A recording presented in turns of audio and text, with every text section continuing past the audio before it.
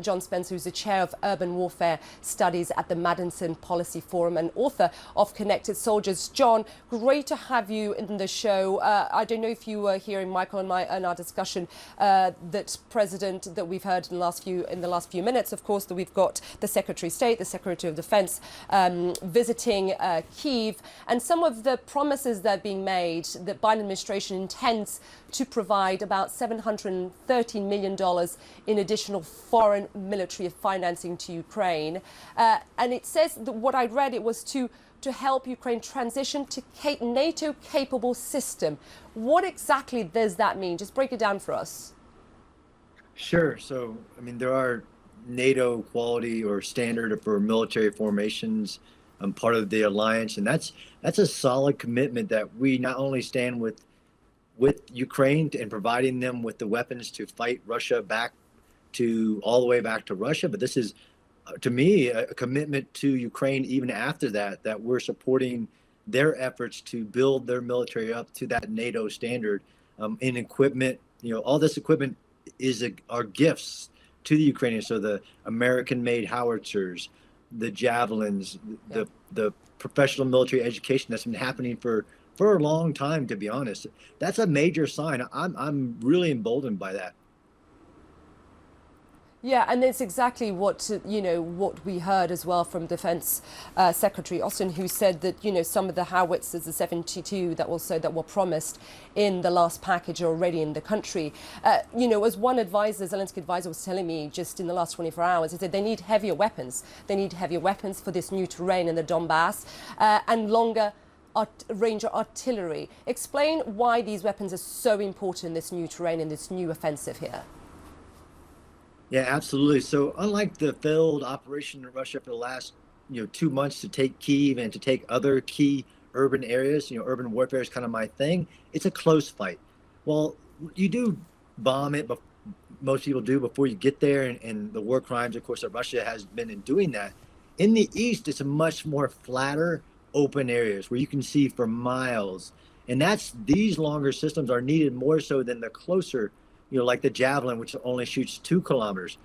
In artillery, it's a 155 millimeter round exploding on a Russian formation from 20 miles away, 30 miles away.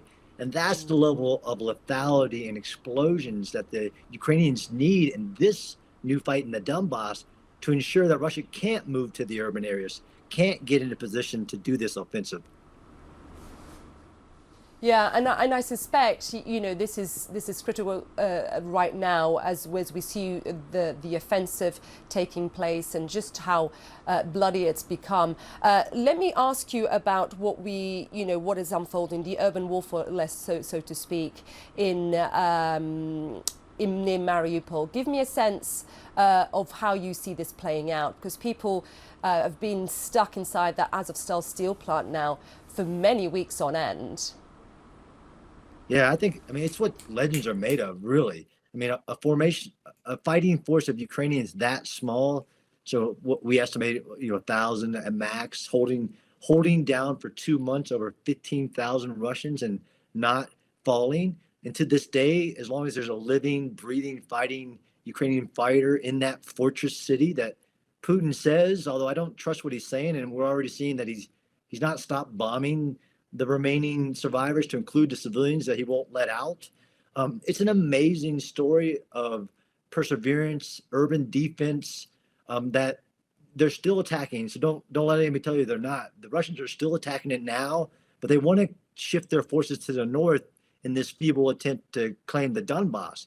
But those fighters are still fighting. It's not over. All hope is not lost.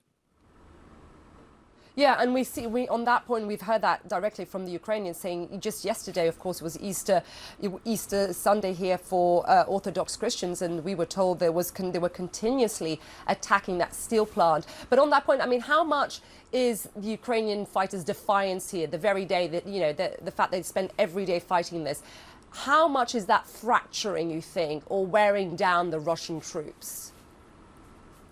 And I think it frustrates them. I mean, it frustrates Putin himself, all the way down to the individual soldiers being told to end it, to get a win.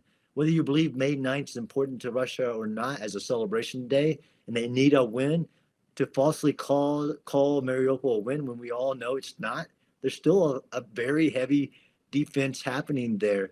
It's fracturing the morale of the Russian soldiers. You can be sure they have nothing. You need wins in war. You need stories to pass to your soldiers about victories in battle. And what do they have? I mean, they're still losing generals left and right.